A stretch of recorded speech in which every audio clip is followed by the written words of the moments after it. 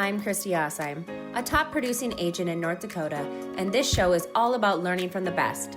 Top producers, brokerage owners, and industry experts who have faced the challenges, put in the work, and climbed to greatness. Whether you're looking to sharpen your skills, gain new strategies, or even get inspired by the journeys of top agents, you're in the right place. Let's get started. I'm Kristy Aasheim, and this is the Inner Circle podcast. Today, I have Peter Miller with me. He is a Southern California powerhouse in real estate, founder of the Partners Trust Real Estate Group and New Homes by EU. With decades of experience in his new home development, luxury marketing, and residential sales, Peter's expertise goes far beyond the regular transactions. He's shaping the way people live, and he is also known from his strategic mindset, design-driven approach, and heart for helping clients. Peter's insights are gold, and anyone serious about growing in real estate should meet him. So here he is today, Peter Miller. Thanks for coming on today. Good morning. How are you? I am wonderful. So Good. start us off. Why don't you just give me a little bit of information just about you? Who is Peter Miller? So Peter Miller was originally from New Jersey, and I spent actually 24 years in magazine publishing. Okay. And started when I was 18 years old, started with the likes of Good Housekeeping magazine, actually. I was one of their sales reps. And then after a couple of years, the Hearst Corporation moved me out to Chicago.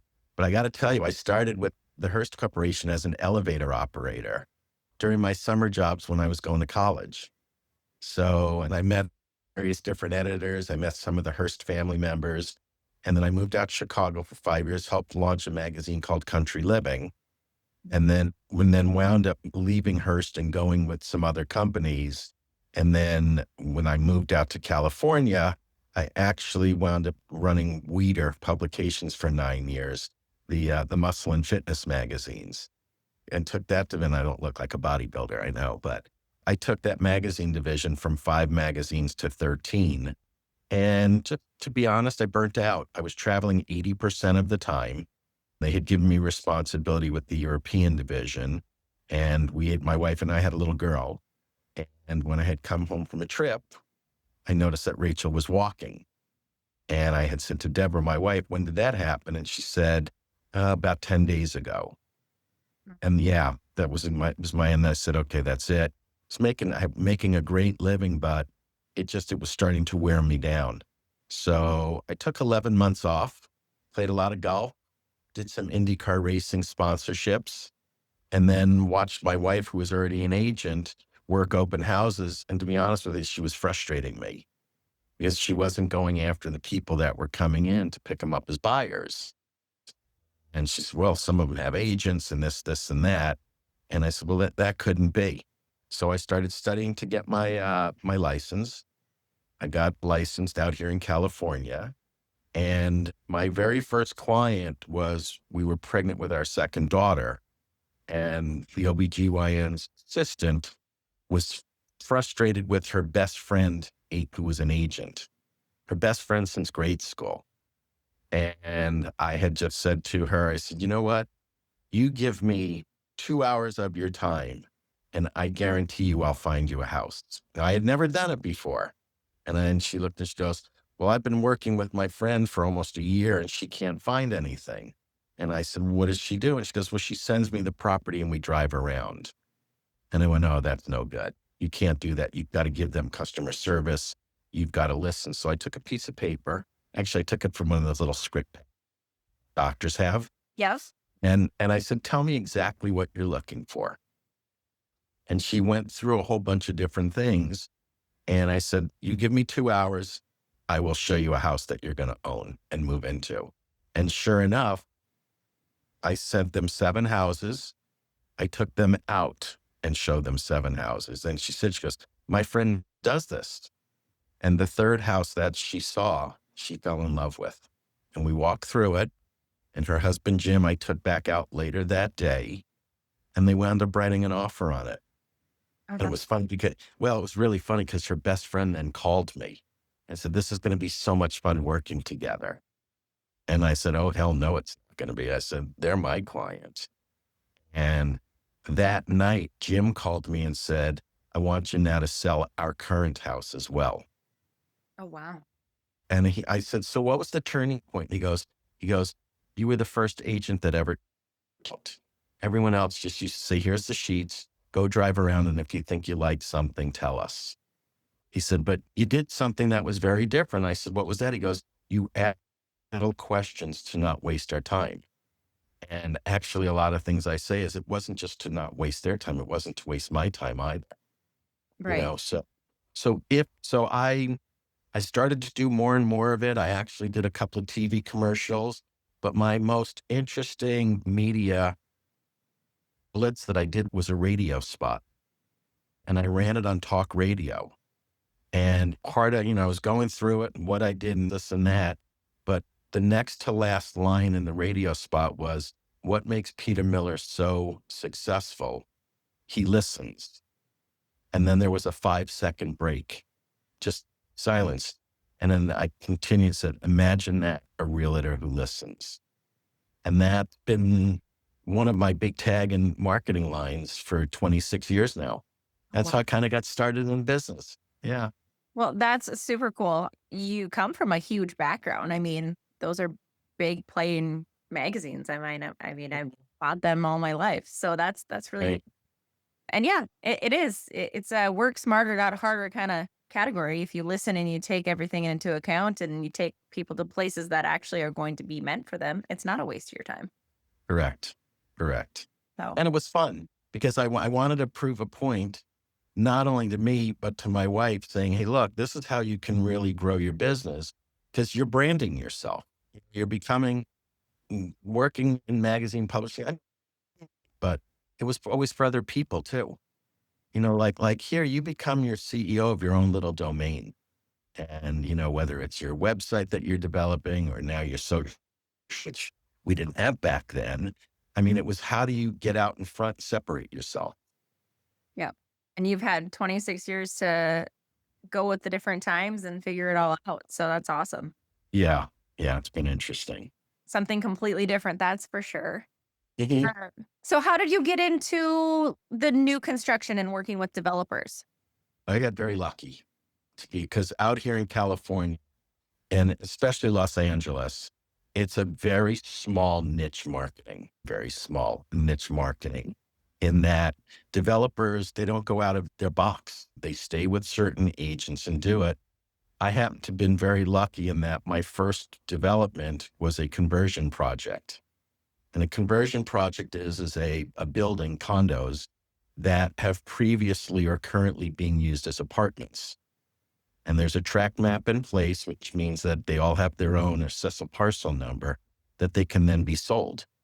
And this investor who was introduced to me said, I'm suffering. My current agent isn't doing a good job. What would you do differently? And I took them through a whole very intense, sophisticated marketing program of having the building open both days on the weekend, which all agents do, but also then 4 days a week. We were opening it. We took one of the smaller studio units and converted it into a sales model.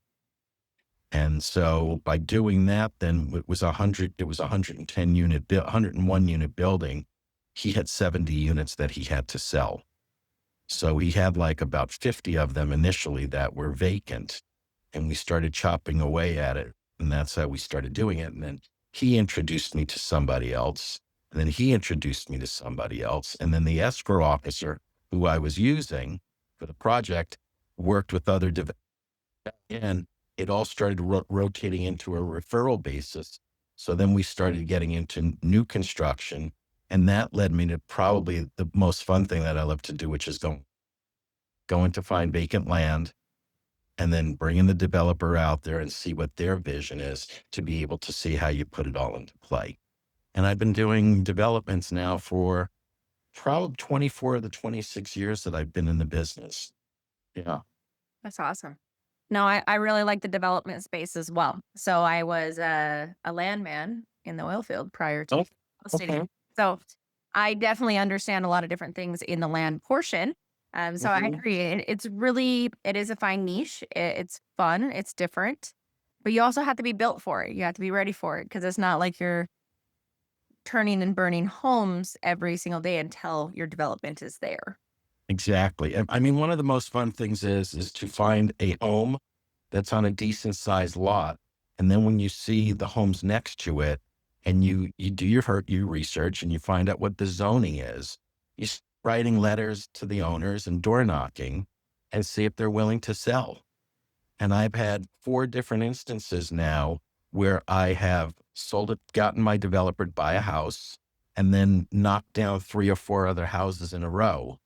So that all of a sudden, instead of a 5-unit development, it turns into 20 home development.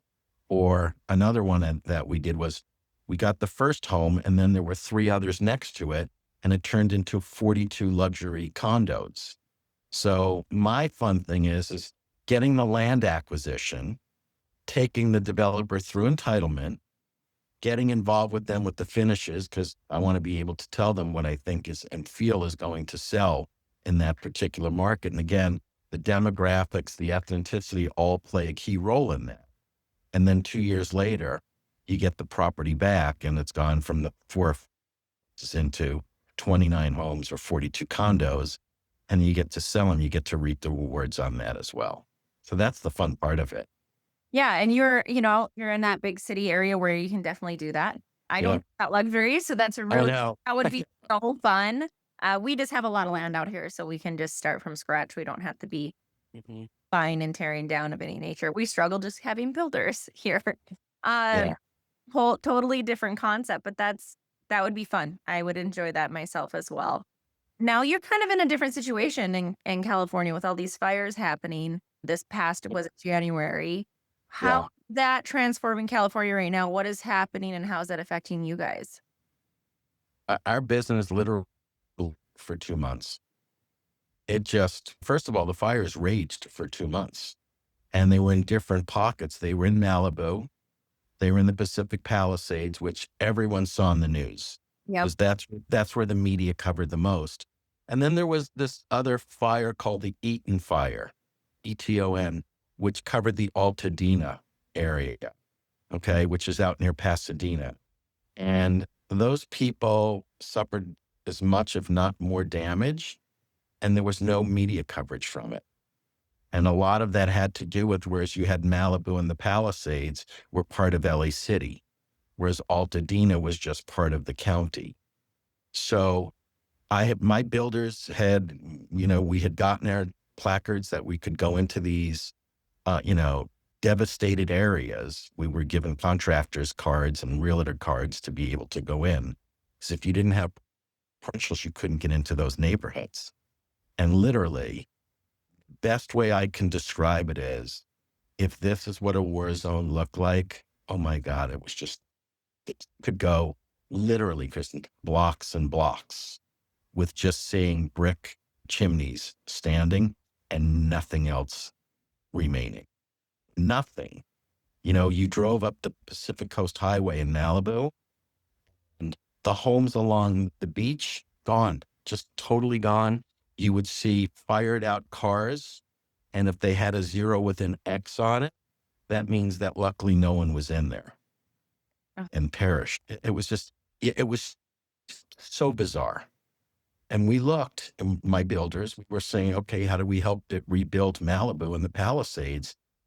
And we ran into a lot of resistance. The California Coastal Commission that oversees Malibu has always been difficult, and they did not change their MO. And we just found that it was going to be difficult to. The Palisades became something else because their water line and their sewer line run parallel to each other. And during the heat, they crossed. So the water became sewer and the sewer became water. So there's a lot of contamination there, besides the fact that a lot of those homes were built in the 20s and 30s. So you were talking about asbestos, radon, and things like that. So again, it was going to be very difficult because we were dealing with LA City. We then pivoted and went out to Altadena. And that has become the shining star because it's LA County and not the city. And this has become not a land grab, but this has become a land of opportunity for us to help rebuild Altadena. And currently we've closed on one lot. We have 6 others in escrow. They're all at least 20,000 square feet. The county's permitting us to build anywhere from 6 to 8 homes per lot. So right now we have in process, we have about 66 homes that are going to be built in the next year. Wow. In Altadena. So we are really making an effort to Altadena strong to help rebuild it, because the people there didn't want to leave. Whereas you had a lot of the people from Malibu and the Palisades, they moved. They went down to Orange County and San Diego. People in Altadena never wanted to leave. They've lived there all their lives. Yeah. So we're really we are the largest potential builder right now.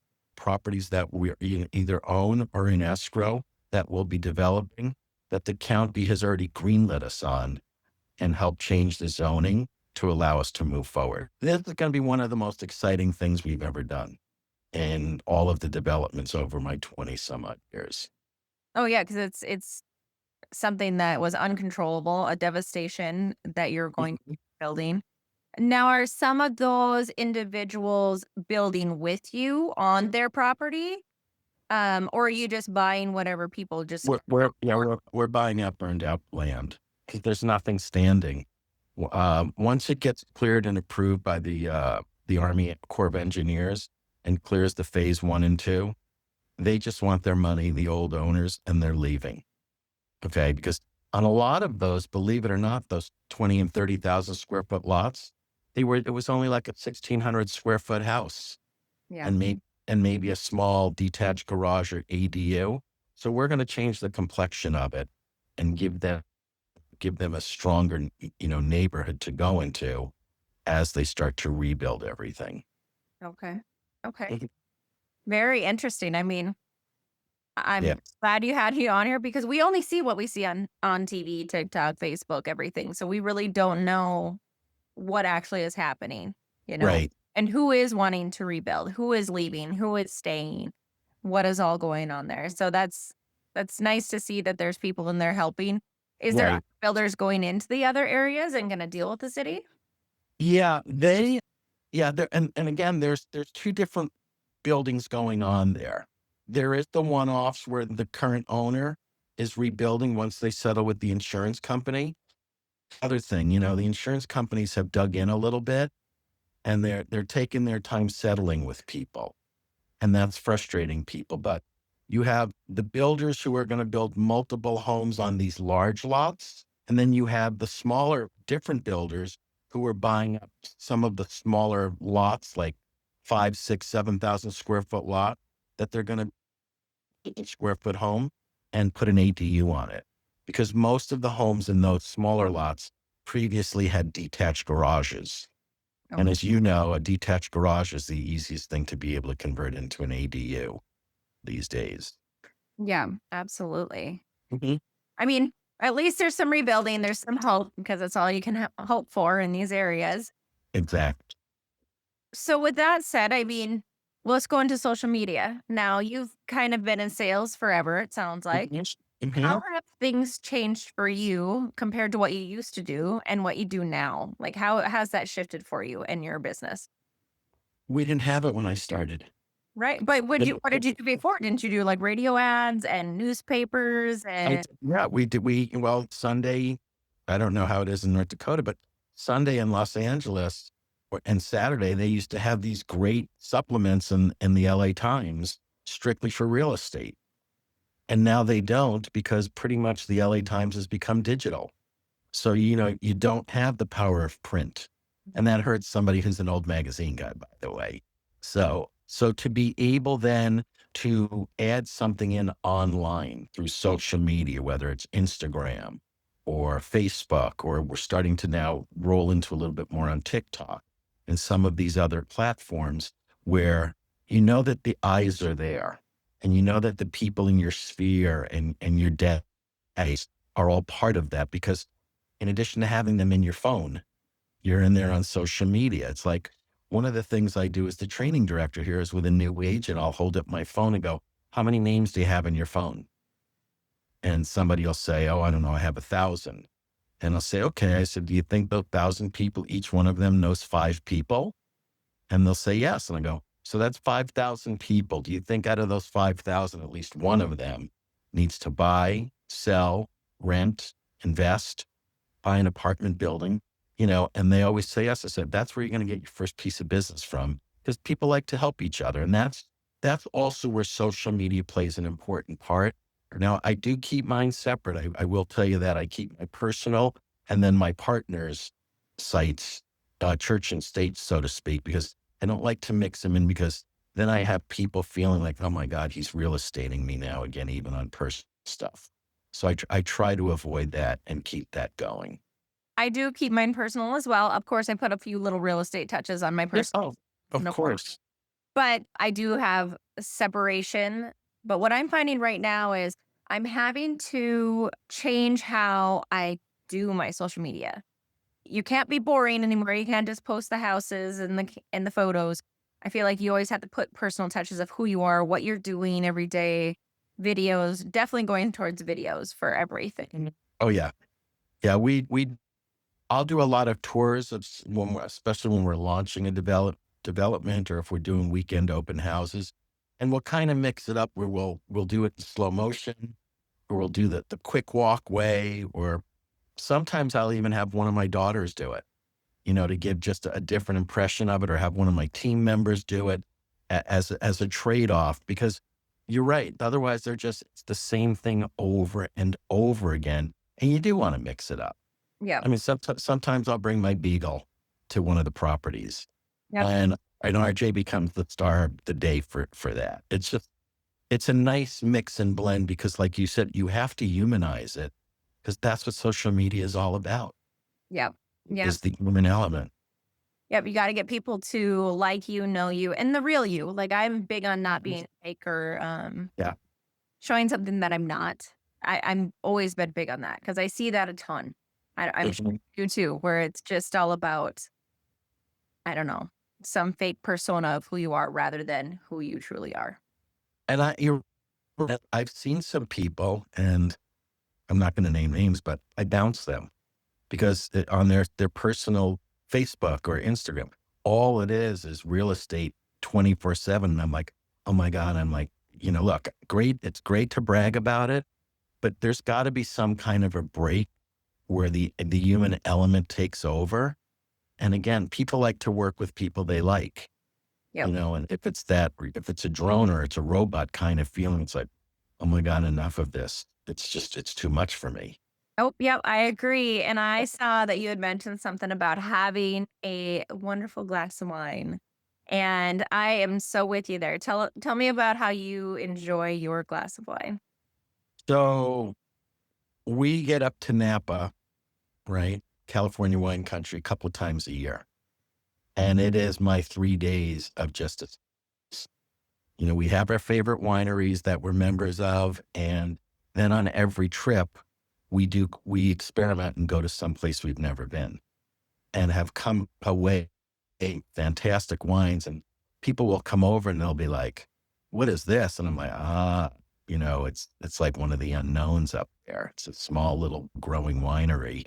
And then going up there, we'll find a Michelin 3 or 4-star restaurant that's off the grid and do that as well. So for me, yeah, my phone starts ringing at 6 in the morning, and usually I'll answer up until 10:30, sometimes 11, if one of my new agents is working a deal. But I'll sit and have a glass of wine while I'm watching a show or a ball game, and just be able to enjoy it. And it's the escape. For me, it's one of my best escapes. Nope, I agree with you. I'm right on board with that. I just wish, wine country was a little closer to where I live, but Yeah, that's true. It's true. definitely I'll have to get over there and I'll reach out to you and find out those favorite spots, and I'll check them Yeah. out. Awesome. That's great. But otherwise, well, it was a pleasure talking to you, and I Thank really you. hope that things keep going in the right direction for California, and we can get everybody back into homes, and I'm sure your development career will keep going up. Look, especially with new construction, I'll leave you with this thought. This this first rate cut that we saw at this most recent Fed, even though it was only a quarter of a point, seemed to have opened up buyers' minds a little bit about, oh my God, rates are too high. They're not affordable. Now they're talking about the next Fed meeting. It's going to be another cut. There'll be another cut in November, another cut in December. So I'm pretty optimistic that we start looking like March or April. We could be in store for another Mardi Gras, as I call it, where it becomes a feeding frenzy and we just need more homes. And to be honest, that's what the great part about dealing with developers and builders, because everyone loves new. Yes. Everyone loves something new. Yep. So we're excited for that. No, absolutely. I think it's going to look up for all of us all across the country when we get to those interest rates getting lower. So Yep. we're just going to have to be careful if we don't have builders like certain areas such as mine. We just don't have builders. So we get depleted quite quickly. But otherwise, I wish you the best and Thank you so much. chat soon. Yep. We'll talk soon. Thank you again. Appreciate it. Thank you. That's it for this episode of the Inner Circle podcast. I hope you've enjoyed the conversation and took away some valuable insights to help you along your real estate journey. If you found today's episode helpful, make sure you like, subscribe, and hit the notification bell so you never miss an update. We'd love to hear your thoughts, so drop me a comment below with your biggest takeaway or any questions you might have. And if you know someone who would benefit from this conversation, share this episode with them. Thank you so much for watching, and I'll see you next time on the Inner Circle.